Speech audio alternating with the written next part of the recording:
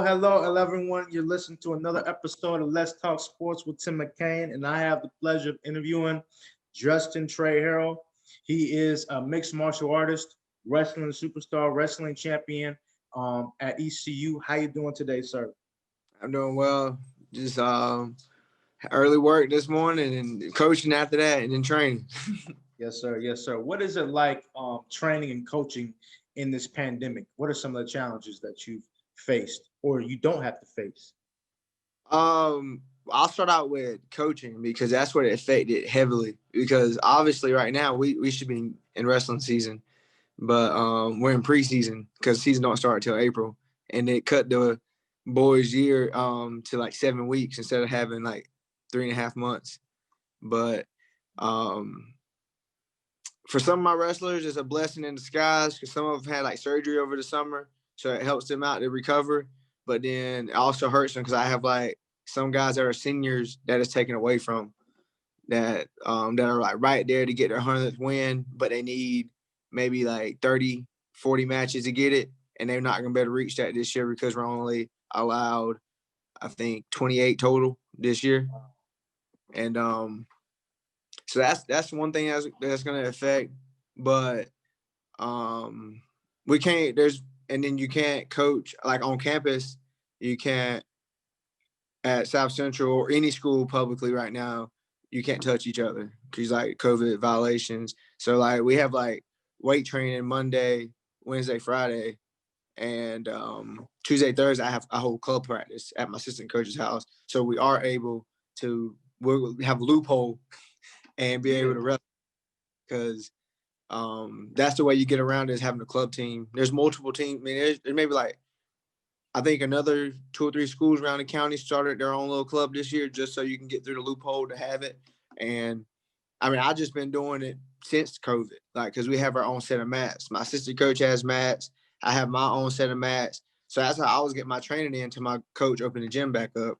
So like me, Troy, and like Davon, we were all just training at one of my wrestlers' houses where I keep my mat stored, and that's how we were training for MMA. And it just kind of I knew doing that that's where I was going to start my club team for wrestling. So it kind of like helped me out start a club team. So because that's what my one of my goals is start my own club team here for a youth program in Greenville eventually, or somewhere wherever I end up eventually in life. I want to have my own like youth club team. Yes, sir. Yes, sir. So, what are some of the things that you had to tell some of your seniors, knowing that they had 30 wins, 30 matches, but now they only can play 28? Like, what are some of the words of encouragement and how have they honestly felt about this situation in the pandemic? Honestly, I'm still trying to get them to believe because some of them don't believe the season is going to happen because I mean, I'm not big in politics, but I guess some of their parents might be. And like with Cooper getting reelected, they're like, I don't know if what their parents put in their head, but people don't think it's going to happen. So they're like, he's going to shut everything back down. We're going to have to restart, blase, blase. And I'm like, all right, you just got to believe. We just got to train like there's going to be a season. We have to keep the mindset that there's going to be a season, and you just got to know like to just don't worry about what's happening and just let everything happen. Like everything happens in life for a reason. Let's just let this see what goes. So I tell them like we just got to train like there's nothing else. Like it's a blessing in disguise. I treat them and I tell them you got 2 seasons. Like you supposed to be wrestling right now, and there's off-season tournaments that we are able to go to through the club organization through USA Wrestling. So let's treat this, and it's not even focused on freestyle like it usually would be in the spring. They're treating this USA Wrestling is treating off-season tournaments as folk style wrestling because there's like 3 styles of wrestling: international, which is Greco and freestyle, and American. We're more based on folk style wrestling, which is high school and collegiate. And there's tournaments right now that are folk style wrestling, which is good for our kids because they're missing their season. So I told them to treat it as there's 2 seasons right now. You got your preseason. Let's treat it like a regular season. And then when April hits, it's time to go. I mean, ain't no reason to wait around. It's time to get ready. When April comes, we're gonna be ready to go. I told them let's don't worry about if you want to worry about weight, worry about weight. But I'm tired of like hearing kids whining about weight cutting. Let's just get going. Like I like that. That's the mentality you got to have. The positivity, the encouragement. That's what our kids need now because I know a lot of them definitely feel some type of way about not being able to play. But congrats to you on being able to push their mindset. But I want to say something because you're wearing the NC State shirt, right? And so I just want to say shout out to NC State. That's my school. That's my squad. Now, I went to UNCG, but I got love for State. But sticking to college, what was your experience in the culture like of wrestling at ECU? And what are some of the life lessons and also lessons that you learned as an amateur, as a future professional that you can use from back in the previous experiences as an ECU student? Um, the wrestling experience was different because it was like club, so you had to be more like disciplined, and um, basically it wasn't like Division 1, Division 2. Like you come, like they got you scheduled, you come every day, and you have to be there and do what you have to do. But that's how I treated it, and I think that's what developed me being disciplined in fighting when it comes to like mindset and like strict diets, weight cutting when I need to, because you had to be self disciplined to like rise in the club, because if not, you weren't going to go nowhere. And you had to treat it more like a real wrestling team, where some people see like, oh, ECU club wrestling, club wrestling. Like, yeah, you are going to have your people that could just come and that were like state champs in high school, wrestle, boom, they might be All-American in the club, or um, like national champion in the club. But you also have some people that, for example, I didn't do nothing in the States but high school 0-2. My first year going to the club team, I was national qualifier, and then end up being a 3-time national qualifier. Like the only year I didn't go, I got injured at the conference tournament. And but that's because I had the ambition to get better and drill like great coaches and drill partners. But that's one thing I like carry on now to like my amateur career, and I probably will definitely still carry over to my pro. Yes, But sir. definitely have a lot of like what ifs. I feel you. I feel There's you. now like my mindset where back then in a match I might be in a tough situation and I might just, I'm not gonna lie, I might just like didn't push as hard as I should have. But where now I get in the cage in a tough situation, I'm gonna push it out until I can go no more. And probably like one of the best examples is like when I fought in Philly, I tore my meniscus and I couldn't put no weight on my left knee, and I'm a southpaw, and I couldn't pressure, so I couldn't turn no punches over. I couldn't really shoot anymore, and I just went as far as I could and end up. I think I had a minute left until I got finished. That's amazing. Okay. And end up was winning 2 rounds to 0. All I needed was the last round. Yeah, man. I mean, you definitely as warriors, you're warriors in the ring. I mean, I don't think that fighters get they give you guys credit, but I mean, I just think the fact of the matter is that a lot of fighters actually already go into the fight injured themselves, and then to actually experience an injury in the octagon and continue to fight. That just shows the level of heart, you know what I mean, that a lot of you fighters have, and I think people have to respect that 100%. Yeah, for sure. 100%. Art So and huge, I feel like, in combat sports in general. you need that heart. Yeah. What's more important, heart or skill? Mm, the drive, the heart, mindset. Okay. I feel like you can be as talented as you can develop the skill, but you have to have that mindset. You got Yeah. to have that dog in you. That's like one of my wrestlers. He has the most talent, multiple actually of them. I had a little group of like, I have like boys that are like hoodlums that are just naturally stupid athletic, and then I have like some kids that worked hard but don't have that dog in them. And I try, Mm, like, you get that dog in you, or this is the ones that are not athletic. Like, I mean, they're as athletic, but they had to develop their skill in wrestling. And I tell them, you get that dog, that's what's going to separate you from being state qualifier to state player, state champ. Where I tell mm, my athletic kids, you start caring because they're like just naturally gifted. I can show them a move and they're hitting it the right way the first time I show them. And then it's like, all right, coach, what are we doing next? Like, Yeah. and I just tell them like they got to change their mindset. Like they think that they don't have to try hard, and I'm telling them you got to work hard to be successful. Like you can't just think that's gonna be given to you. I agree. I agree. Actually, I actually want to ask this question. Just listening to you. Okay, let's say one can make a point that a lot of people they don't have that dog because of their situation. They might not have to have that dog in them.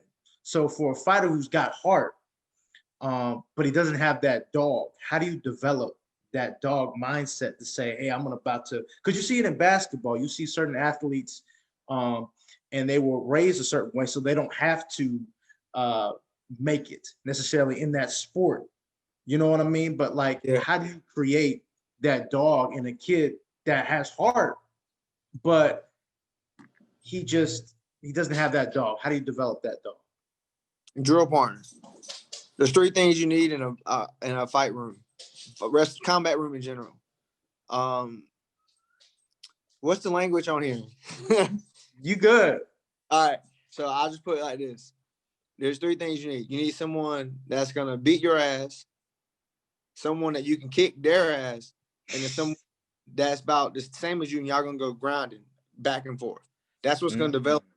And I heard Chael Sanders say that, and I believe it. I preach that to my kids. I preach that to my teammates at practice. Like that's what we need in the room. We need someone to beat our ass. You need someone that you're kicking their ass, and we need to just drill hard with each other. Like that's how you're gonna get better. That's how you grow. And I heard that, and I tell my wrestlers that, and I tell them everything's mental. And I mean, the results are showing. Like definitely my first 2 years coaching in high school. Yes, sir. Yes, sir. I like that. That's how you develop that dog. I like that three mantra mindset. Um, as a fighter here in North Carolina, as an amateur fighter, becoming professional very soon, what are your thoughts on the North Carolina Commission? Because North Carolina Commission, one could argue, hasn't really done enough for North Carolina fighters. What are your thoughts on the North Carolina Commission? I just really don't know much like what's going on with the commission right now and to figure out like why they not supporting us as much as I mean at one point Virginia, that's where we were fighting at all the time. I mean they're supporting their fighters left and right. Um, I can tell the commission in Philly when I went just supporting their fighters left and right. So I just want to just understand like what's going on in North Carolina. And as I'm seeing in Myrtle Beach, as these last two fight promotions happened at Ultimate Battlegrounds, you can just tell the difference in atmosphere as well. So I would honestly, I don't know much about it, what's going on with it, but I feel like they should definitely support us more because like there's a lot of talent in North Carolina, a Agreed. lot that we're not getting the eyes, and we have to go here and go there, and then you gotta go places and fight some of the best guys, hometown guys, or just to get looked at, and then where I feel like they should build us up, and then we branch off. And I think it will come eventually. We'll see how the pandemic goes, but because I know promoters that want to do well, like that wants to succeed for North Carolina. Like I know promoters personally that want us to grow, but it's just not happening yet with the commission. Yeah, the commission needs to do something very soon because the fight game here in North Carolina is going to rise. You know, Yeah. and the North Carolina they need to support. They need to make things happen. That way, when this thing blows up, they won't get left behind. They'll be like, man, we missed out on opportunities to really support these fighters. Um, my next question to you is, so you're a man of faith. When did you become a Christian, and how did it affect you as a person and as a fighter? Um, Christian, like real young. I grew up. My uncle was a preacher, so I was always growing up younger. I was like Baptist with my grandparents, like going to my like grandma's home church every Sunday. But then my uncle, his church moved closer to our like hometown, and his church was more in Fayetteville, and it's called Destiny now. shout out Destiny now, and he preaches out there, and just growing, like just seeing him being a man of God, like I just knew, and and nobody never does the right thing every day, all day, but I just know, like in my heart, who Jesus is, and like I believe, like a heavy believer. But when I was younger and with a fighter, I think I said this, man. I feel like I said I had a guardian angel before on the last podcast, and I believe it. When I lost my best friend in wrestling, I believe he's my guardian angel, and I pray to him before I get in the cage. Him and my great grandma, on my grandma's side, and then I just believe like they're my guardian angels, and they're like watching over me throughout my fights and just throughout life in general. So, Yes, but sir. that's it. Just real. It was young. I was young. Just So, grew up. Definitely grew up in it because my uncle's a Pentecostal.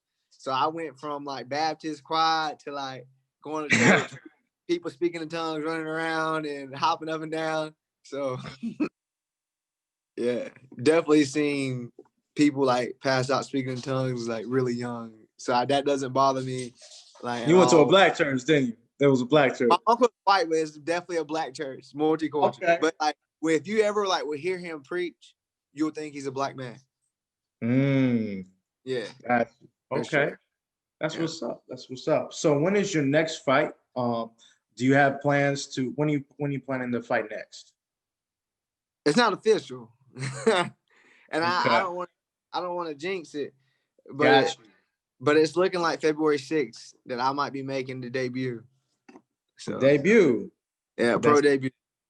That's amazing, man. Best of And luck. You know I'm gonna be there. And hopefully it happens, and it's either gonna be at 155 or 160, making that cut. It's time for a lifestyle change, and really couldn't get nobody to match me up at 70s. The guys they offered me didn't make sense.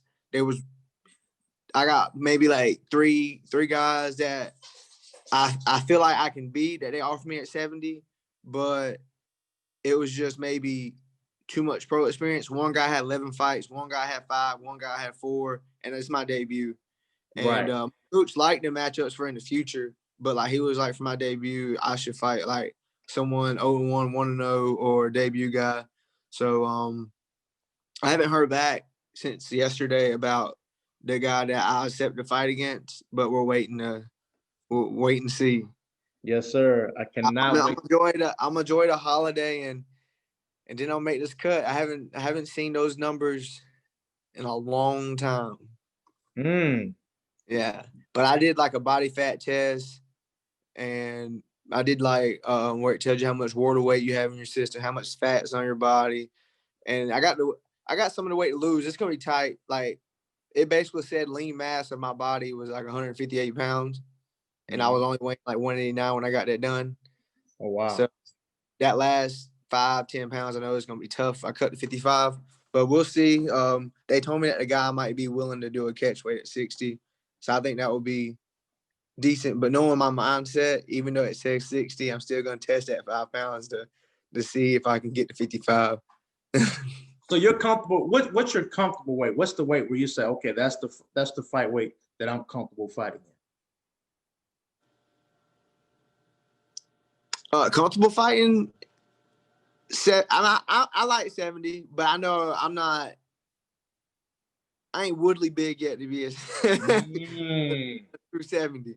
Like, but I feel like I'm a big local 70. Okay. Like, honestly, I mean, people might got height on me, but like, I'm not trying to boost myself up, but I'm kind of like stupid strong. No, like, I know. I kind of have like hard work strength, and then like just growing up country strength. I'm gonna tell y'all. I saw this man fight.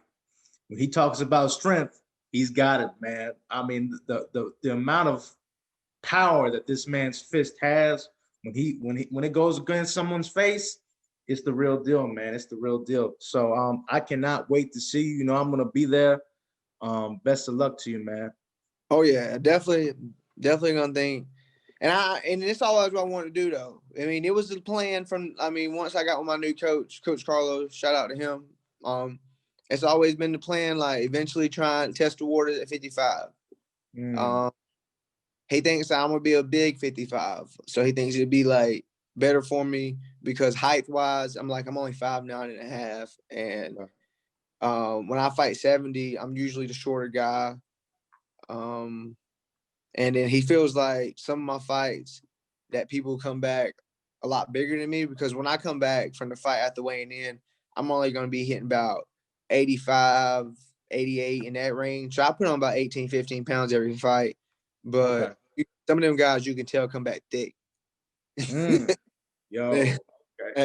You can tell when you're in there, they come back a lot thicker than what they look on weigh-in day. Yes, sir. Yes, sir. Well, speaking on that, do you think it's better for a fighter to consistently stay at his weight class? Or do you think that a fighter can get away with, indulging like a regular person, but then when a fight happens, they lose all their weight? What's better for a fighter? I can say I have done both. Like early in my career, like when I started at light heavyweight. Whew. Yeah. I didn't know that. Yeah, 194, my first weigh in. Wow. 194. And but that was just like I told you off the jump. I mean, my coach said, "Hey, you need to fight." And then I took it. Like he told me because my boy Troy broke his hand and taking the fight. That's how I started my career. And light heavyweight. I actually fought multiple times at light heavyweight. And then there I would just cut weight, eat what I want, weigh in, didn't matter. But then I realized I want to get smaller. So got down, I guess technically might have been middleweight. Well, no, I wrestled light heavyweight twice, I think, and cut straight down middleweight. I mean, welterweight. Yeah. Went right down to 70, fought there a few times, and then maybe fought in middleweight once or twice after that, but realized that I should have just stayed in my weight class just because, I feel strong there. That's my walk around weight. That's where I'm comfortable, truthfully. Okay. Because I'm not cutting, I'm not drained. But like when I'm in it, that's where I'm comfortable. Like if I go to a wrestling tournament or jiu-jitsu tournament, I'm gonna enter at 184. Jiu-jitsu, I think it's 82 to 88 or something like that in the range. Okay. And that's where I will enter at. Like if you like right now, if you're like, hey, you got wrestling tournament tomorrow, I will go wrestle at 184. I'm comfortable grappling at 184. I got you. Yeah. So but when it comes to fighting, I'm comfortable at 170, and we'll see how comfortable I am at 155 eventually. That's definitely a weight cut. But you know what? There's advantages to that. Isn't there advantages to going to a lower weight class because now you can potentially carry some of that power? Yeah. And maybe they might not be able to handle it at 155. Yeah, I think I'm definitely gonna have some power at 155, and I don't think adjusting to people's speed would be a problem because I have a lot of teammates that are lighter, so that we like drill with, and when we spar, they move around a lot, so you have to get used to that movement. But yeah, I think where it went from like just knocking people down, I might really start maybe hopefully getting some knockouts at 55, or even just manhandling, like not struggling and killing myself to take someone down because there's 200 pounds a night of the fight. Like even though not saying that's heavy, but it wears on you once you try to get multiple takedowns. Definitely the way I'm fighting. Like if I get against the cage, I'm trying multiple takedowns. I'm not just sitting there. Like I'm trying to keep moving. And I think that's where at 55, as long as I cut the right way and not kill myself, I would be like successful. Would you ever pull a Khabib and just take someone down the whole fight? Because there was one time Khabib literally took somebody down 28 times. Would you ever do it in the fight? If the cardio there, yeah, that's the way to go. You know what I mean? But then again, and I have to get smarter and stay away from it because my striking has got a lot better. I do get strike. Like my last fight, I got strike happy. Because I dropped him 3. I dropped him 3 times in the first, so I was just like, I can knock this kid out or this man out. I was just like, ain't no reason to wrestle. Because in my head, I'm going there to wrestle. I'm gonna wear myself out. So I'm like, ain't no reason to do it. And now looking back, the one thing I would do in any other fight, it hurt me because when I did go take him down, I took him down with ease, and it was no problem in the third. Where I should have did it. And then the reason I had so much more trouble later in the fight in the third, trying to take him down when we were against the cage, because I was already, my arms were dead from striking, throwing on them punches. So I should have went out there like I usually do. I'm not going to get my game plan because my fighter that I might fight might hear, but like do what I usually do to set up my takedown. That's what I should have did to get at first. I should have did what I usually do, get my takedown, and look for my submission first instead of getting strike happy. If knockout's there, it's there. Don't go for it. And then that's what I learned from that fight. Yes, sir. Like, I mean, I asked her to run it back with him on the December card, but I didn't hear nothing back from the end of the last amateur or our pro debut against each other. But that was in December. And then the promoter said, I think they said he wasn't fighting. Yeah. I mean, honestly, I tried my hardest to get on that last card as my last amateur because nobody, the pro wasn't there yet. They already had enough pro fights, but like I told you there, they said they couldn't find a 7 that would want to fight me that put their name in the pot, and it made sense because I seen the difference in levels when I was there watching the ones that were fighting, and nothing against them. Like, I mean, they're young. I'm an experienced fighter now. That's where I got to understand. Like, I can't just sit here and think that anybody's gonna fight me now. No, because no one's trying to. I know I'm not like the best like at 70, but I'm getting like where I want to be, and I feel like I can get where I can start hanging with anybody. Yo, I like that. I like that. But you're right. Nobody really wants to go in there and just take an L like that. You know what I mean? Like if it's their first or second fight and they got to fight somebody who's like been in the octagon like 10, 12 times, it's like, I'm not doing that, you know? Yeah. You know what I mean? So I think that's the reason it's huge to make the transition because truthfully, my amateur fights, I feel like are gonna be harder than my pro debut.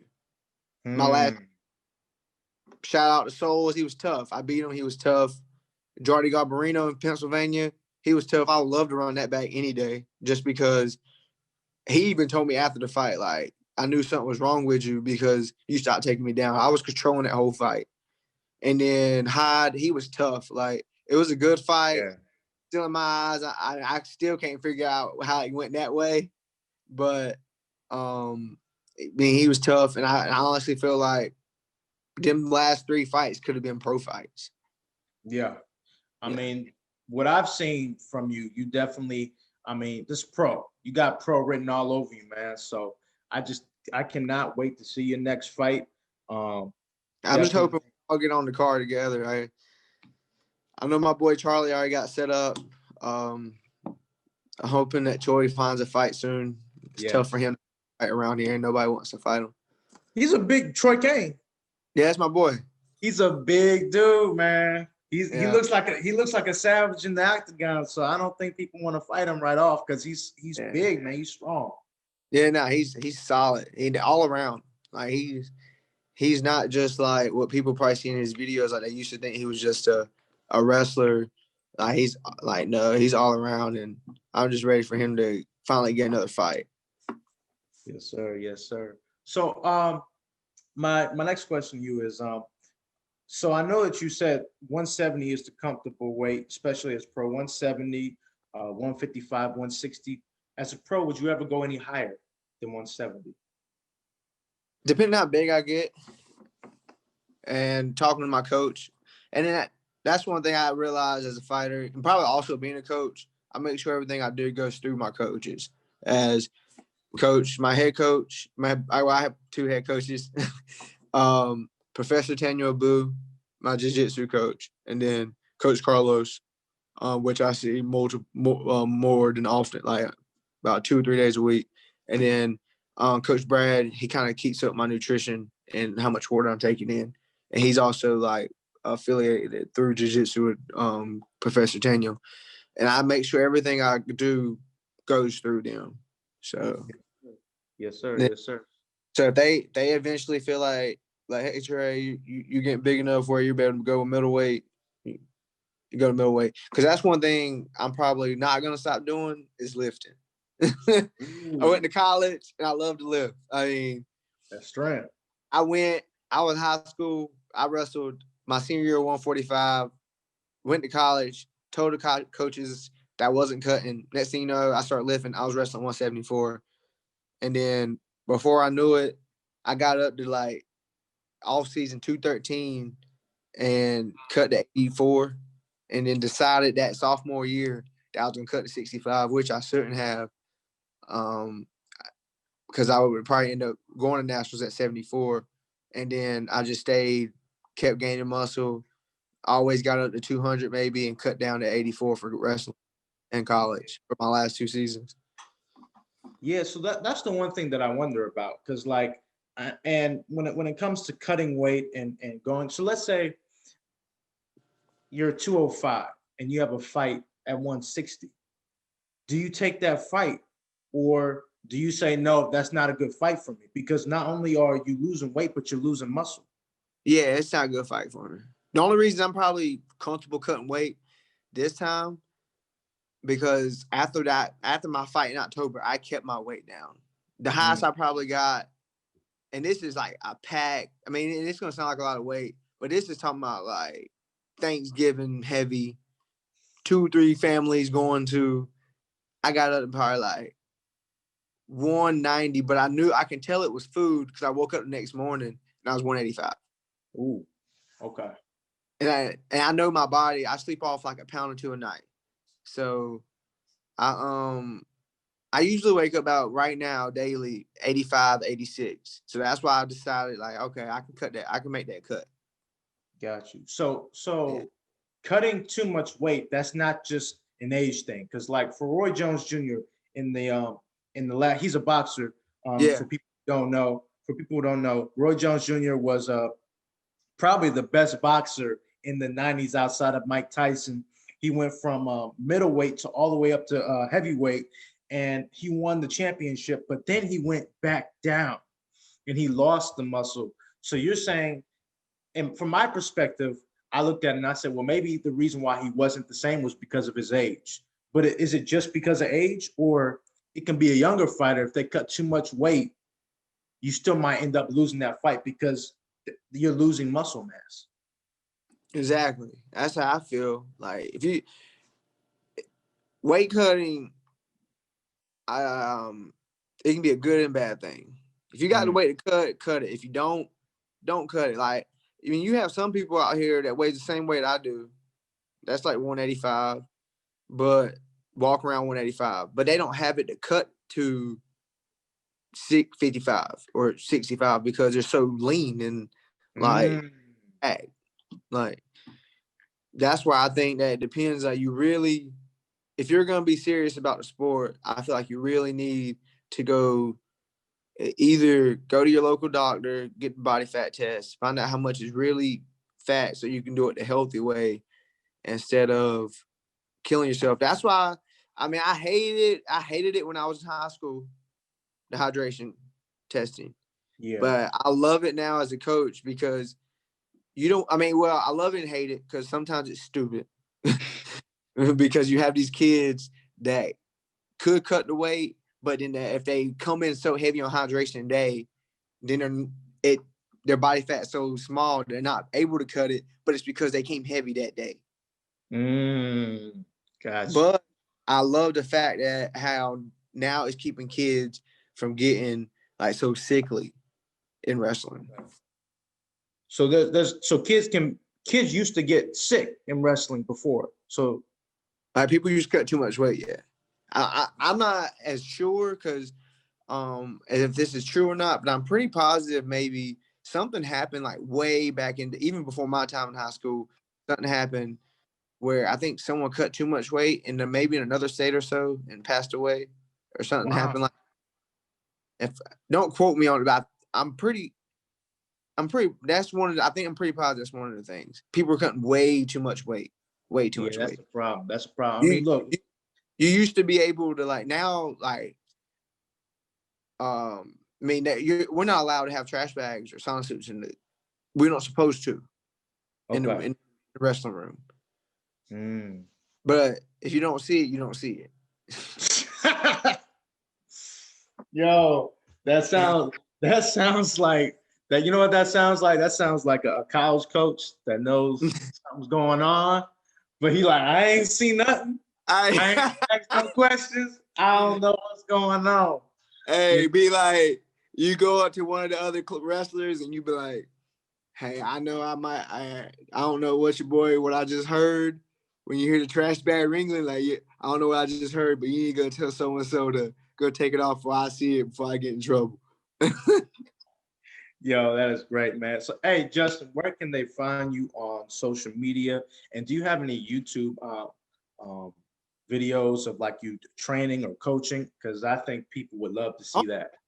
Yeah, I have my YouTube is Justin Harrell. That's my channel. You can go all the way back and see young Trey, high school Trey wrestling, getting ass busted, winning, beating ass. Same thing with college. Most of my college matches were on there. Obviously Justin Harrell MMA pull out most of my fights. I think the only one that might not be up there is the Souls and Brandon Hyde. Couldn't find it. And then Instagram, Twitter are both the same. Trey _Harrell 184. And then Facebook is just Justin Trey Harrell. And then I think coaching wise, it's under my assistant coach, and his YouTube name is Signal Soldier 31. Signal Soldier. And then one of the most proud moments of 2020 when my heavyweight won states, and it's on there, and you can see us like he just jumping in, like he's running to me, he like and hugging me. Is that the Facebook picture that you have? Yeah, that's my first state champ.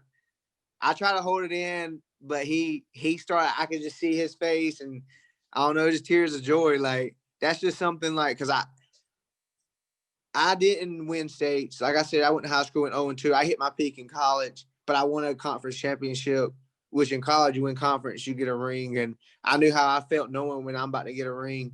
And when he won it, I felt like, I'm not going to say accomplished because I won multiple state champions, but I just knew like, dang, I just did this in 2 years. You were part of it. Like, I just changed the program at this school, honestly. With this school, South Central, they had a decent like wrestlers like that were there. Like one kid, he coming back. He's been helping me with my camp. His name's Jarrell Belcher, and we call him Bubba.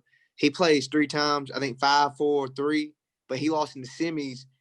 If he didn't lose in the semis at states, he would have won it. But the kid he lost to ended up winning it, was a 2-time state champ. His name's like Jalen Brooks. He plays for Carolina now, actually, football. And oh wow, he was like North Carolina Male Athlete of the Year. This kid was the truth at 220. I ain't gonna lie. Kid was the truth. He went to Army as a freshman and then transferred to Carolina to play football. But my heavyweight plays 6 as a junior. And his name's George Aino. He plays college ball now. And he went out there and did what he had to do. I mean, I was nervous just because coaching. I mean, I had butterflies fighting. I had butterflies wrestling. But I was legit suited up, tucked up, looking good. Like, and I was just nervous. Like, tummy is like turning. And then one of my college teammates, he's always at the state tournament with me, and my assistant coach was there. And both my assistant coach, he graduated from South Central where I coached at in 2018. His name's Elijah. And we were sitting there, and I was like, Elijah, you nervous? He was like, yeah. And I was like, bro, I'm nervous over here. And then my boy Greg was back there. Greg Humphrey, shout out to him. He was back there warming up with George. And I asked George before, he's like, I got this, coach. And then I was like, all right. So I'm going to go ahead and go down to the balcony because they send the coaches down for the finals and let the guys do the champion walk. And then Greg told me, like, he was like, he ready. And then I was just like, all right. He went out there and pinned the kid in the first round. Wow. What is Yeah. it like just experiencing one training these young men, inspiring them, but also seeing their success on the mat and off? It's amazing. I mean, I changed this kid's life. Like, he people, he even like, I mean, he even straight up just told me I changed. I mean, he got more offers just off winning a state title for wrestling, for even for football, wrestling. Like, it was just amazing just to see how you can change long. That's the thing about it. I can help, and I tell them I can help you get in school, college, change your life if you want it. You gotta want it, and then that's where I get back to what I was saying earlier. Like, you got to have the kids that want it and not think that their talent just gonna get them somewhere just because who they are. Like, and he was one, no better kid. Oh, You back on? okay, no better kid won that title for my school. But he deserved it. He was, I mean, mama's boy. Lit, yes sir. No, like no sir, yes sir, no ma'am. He was just great kid, sweet as he can be, just funny joke, and I mean, he deserved it. I mean, my kid before Bubba, I'm not gonna lie, the kid that, like I said, that plays 3 times in the States, he probably would have won it if I would have had him maybe a year or two earlier. He was a senior when I got to him.